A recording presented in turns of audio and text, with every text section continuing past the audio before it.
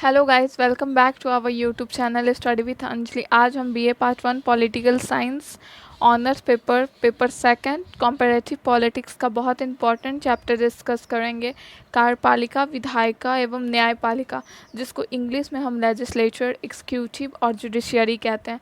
तो फ्रेंड्स, अब एक छोटा सा हम इंट्रो देते हैं कि कार्यपालिका, विधायिका एवं न्यायपालिका का कार्य क्या होता है। तो विधायिका का काम होता है विधेयक बनाना, और कार्यपालिका का कार्य होता है उस विधेयक को इम्प्लीमेंट करना, लागू करना। और जो न्यायपालिका होता है उसका काम होता है अगर कोई भी कानून बना है और उसको उसको अच्छे से मतलब पालन नहीं किया जा रहा है, कोई उसका उल्लंघन कर रहा है, तो उसको दंड देने का प्रावधान न्यायपालिका के हाथों में होता है और न्याय को मेंटेन रखना उसका कार्य होता है।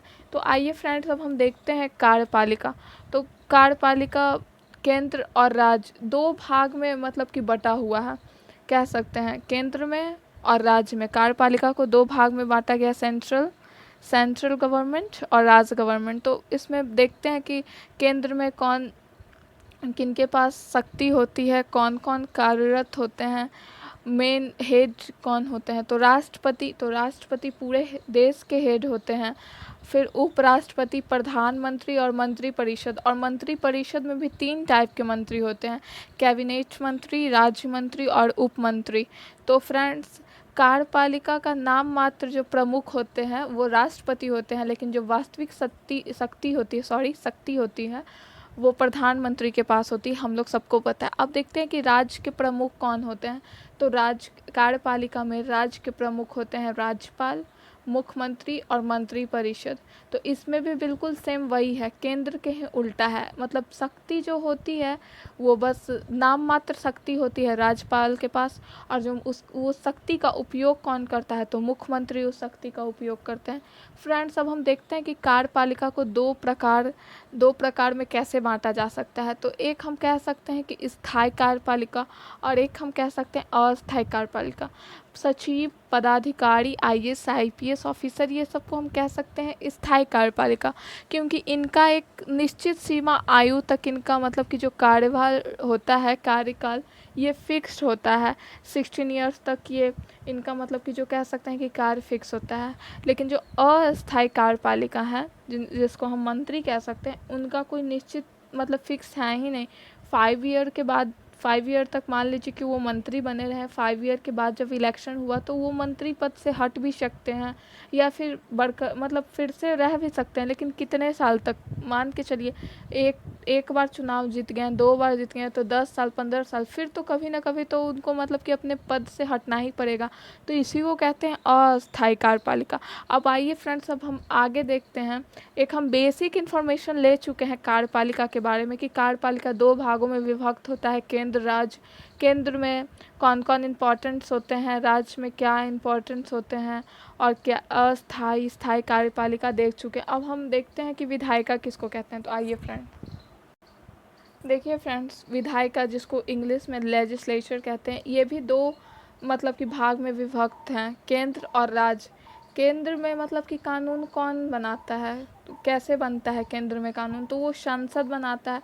और वो एक हम नेक्स्ट टॉपिक में बताएंगे, नेक्स्ट वीडियो में बताएंगे कि तीन टाइप के सूची होते हैं, केंद्र सूची, राज्य सूची और समवर्ती सूची। जो केंद्र सूची में जो जो विषय आते हैं उस पर कानून बनाने का कार्य केंद्र सरकार का होता है। जो राज्य सूची में जो जो विषय आते हैं उस पे कानून बनाने का कार्य राज्य सरकार का होता है। और दोनों में कह सकते हैं केंद्र और राज्य दोनों मिलकर कानून बनाते हैं, उस सूची को हम समवर्ती सूची कहते हैं। और केंद्र में कानून कौन बनाता है, तो सांसद के द्वारा केंद्र में कानून बनाया जाता है। सांसद के द्वारा केंद्र में कानून बनाया जाता है। संसद में कितने सभा होते हैं, तो एक लोकसभा होते हैं और राज्यसभा होते हैं। दोनों के मेंबर को हम क्या कहते हैं, एमपी कहते हैं, सांसद कहते हैं।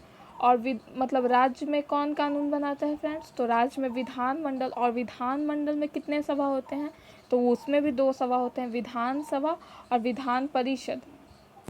तो आइए देखिए, राज्य में भी दो मतलब कि सभा होते हैं, विधानसभा और Vidhan Parishad, member of legislature assembly और मेंबर ऑफ लेजिस्लेचर काउंसिल। विधानसभा सारे स्टेट में होते हैं, लेकिन विधान परिषद अनिवार्य नहीं है, ये बस कुछ ही स्टेट में है, विधान परिषद। अब आइए फ्रेंड्स हम आगे देखते हैं, विधानमंडल के सदस्य को हम क्या कहते हैं फ्रेंड्स। तो विधानमंडल के सदस्य को हम विधायक कहते हैं। जैसे कि सांसद के सदस्य को हम क्या कहते हैं, वो चाहे लोकसभा में रहे या फिर राज्यसभा में रहे, उनको हम कहते हैं सांसद। तो इनको विधानमंडल के सदस्य को हम विधायक कहते हैं। देखिए, एक ही व्यक्ति एक समय में विधायिका व कार्यपालिका दोनों बन सकता है। ये एकदम एक डाउटफुल सा ये क्वेश्चन है कि एक ही व्यक्ति एक समय में कार्यपालिका और विधायिका कैसे बन सकता है। तो जब वो संसद में बिल पास करने के लिए जाता है, कोई भी मंत्री संसद में जाते हैं बिल पास करने के लिए, तो वो क्या कहलाते हैं उस वक्त क्या कहलाते हैं, तो वो विधायिका कहलाते हैं। क्योंकि ये विधि का तो निर्माण करने के लिए गए हैं, उसको मतलब कि विधेयक बनाने के लिए गए हैं।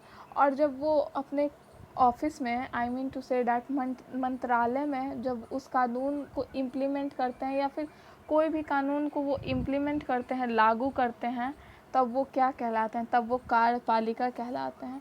तो और जो विपक्ष दल के लोग होते हैं वो कभी भी मतलब कह सकते हैं कि वो कार्यपालिका के सदस्य नहीं हो सकते हैं, वो बस विधायिका के सदस्य हो सकते हैं। विधि बनाने में मतलब उनका सहयोग हो सकता है। जब मतलब संसद में कोई विधि आता है, कोई विधेयक आता है, कोई बिल आता है, उसमें उसको बनाने में वो भी पार्टिसिपेट कर सकते हैं विपक्ष दल के लोग, लेकिन वो कभी भी उसको इम्प्लीमेंट नहीं कर सकते। इम्प्लीमेंट जिसका सरकार चल रहा है वही जो मतलब कि कह सकते हैं जो सत्ता में बने हुए हैं, बरकरार हैं, वही लोग कार्यपालिका के भी सदस्य हो सकते हैं और वही लोग विधायिका के भी सदस्य हो सकते हैं। अब फ्रेंड्स हम न्यायपालिका के बारे में हम आपको बताते हैं, जिसको इंग्लिश में हम जुडिशियरी कहते हैं। तो कानून व्यवस्था को सही रूप से चलाने के लिए या फिर उसका कोई उल्लंघन करता है तो दंड का प्रावधान कौन करता है, तो वो न्यायपालिका करते हैं। भारत में जो न्यायपालिका है वो बिल्कुल स्वतंत्र है, उसको किसी प्रकार का दबाव नहीं है। और जो न्यायपालिका है वो एकीकृत रूप में ढाला गया है, एकदम एक श्रृंखला के रूप में ढाला गया है। जैसे कि हम यहाँ पे विधायिका पढ़ रहे हैं या फिर कार्यपालिका पढ़ रहे हैं, तो दोनों एक वर्ग में हम डिफाइन कर रहे हैं ना कि राज्य में राज्य सूची का ये विषय है, ये केंद्र सूची का विषय है, केंद्र ये कार्य कर सकता है, राज्य ये कार्य अपना काम कर सकता है। लेकिन यहाँ पे न्यायपालिका का ऐसा कुछ नहीं है कि न्यायपालिका भी केंद्र और राज्य में विभक्त किया गया है। न्यायपालिका एक एकीकृत रूप में है, एक कह सकते हैं श्रृंखला में है। अगर हम लोग कोई भी कानून से हम पहले डिस्ट्रिक्ट कोर्ट में जाते हैं, अगर वहाँ पे हम कोई भी मतलब फैसले से मान लीजिए कि हम सहमत नहीं हुए, तब हम हाई कोर्ट में जाते हैं। हाई कोर्ट में सहमत नहीं हुए तब हम सुप्रीम कोर्ट में जाते हैं। यहाँ पे ये नहीं है कि सुप्रीम कोर्ट है तो वो केंद्र सरकार का और हाई कोर्ट तो राज्य सरकार का। कोर्ट कभी भी राज्य और केंद्र में बंटा हुआ नहीं है, वो एक एकीकृत रूप में है, जिसको एक श्रृंखला के रूप में हम देख सकते हैं कि वो मान लीजिए सबसे निचले अदालत से हमको इंसाफ नहीं मिला तब हम हाई कोर्ट जाएंगे, हाई कोर्ट में नहीं मिला तब हम सुप्रीम कोर्ट में जाएंगे। तो ये एक श्रृंखला के रूप में डिफाइन किया गया है। देखिए अब आगे हम समझते हैं। देखिए फ्रेंड्स, सुप्रीम कोर्ट है, फिर हाई कोर्ट है, फिर डिस्ट्रिक्ट कोर्ट है। तो हम लोग तो नीचे से जाते हैं ना, डिस्ट्रिक्ट कोर्ट, हाई कोर्ट, और सबसे ऊपर कौन है, तो सुप्रीम कोर्ट। आर्टिकल 15 में क्या कहा गया है, 50 में क्या कहा गया है फ्रेंड्स, कि न्यायपालिका और कार्यपालिका का पृथक्करण होना चाहिए, मतलब कि दोनों अलग अलग होना चाहिए। फॉर एग्ज़ाम्पल हम देख सकते हैं कि सरकार और जज। कार्यपालिका कौन है फ्रेंड्स, तो कौन मतलब कि कानून को इम्प्लीमेंट करता है, लागू करता है।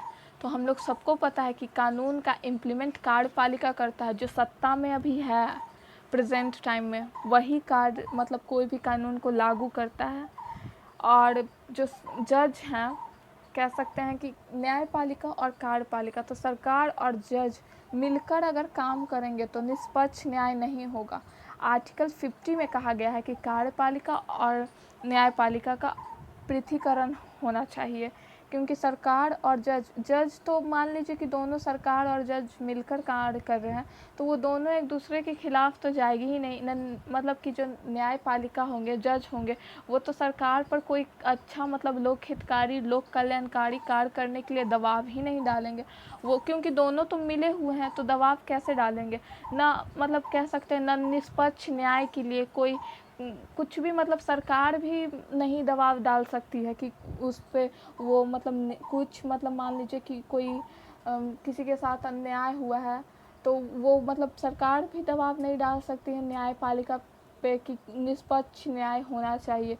तो दोनों सरकार और जज नहीं मिल सकते हैं, दोनों अगर मिल जाएंगे तो कह सकते हैं कि निष्पक्ष जो न्याय कभी नहीं हो पाएगा।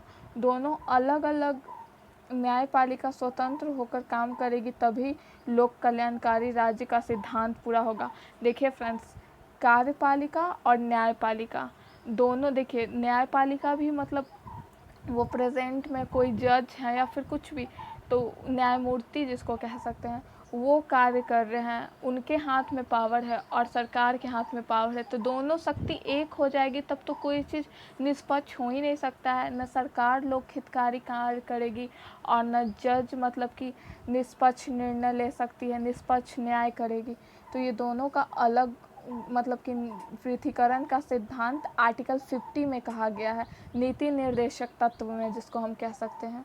देखिए, जो लेजिस्लेचर है, एग्जीक्यूटिव है और कह सकते हैं कि जुडिशियरी है, ये तीनों क्या है, तो ये भारतीय लोकतंत्र की रीढ़ हैं, ये तीनों स्तंभ हैं एक तरह से, एकदम तीनों भारतीय लोकतंत्र की स्तंभ के रूप में काम करते हैं। और जो चौथा स्तंभ है उसको किसको कहा जाता है, तो चौथा स्तंभ मीडिया को कहा जाता है। तो फ्रेंड्स, हम एक बेसिक इन्फॉर्मेशन आपको इस वीडियो में दिए हैं। आपको कैसा लगा ये वीडियो कमेंट बॉक्स में बताइएगा और ज़्यादा से ज़्यादा इस वीडियो को शेयर कीजिएगा, सब्सक्राइब कीजिएगा एंड लाइक कीजिएगा। And thanks for watching my video guys, thank you so much.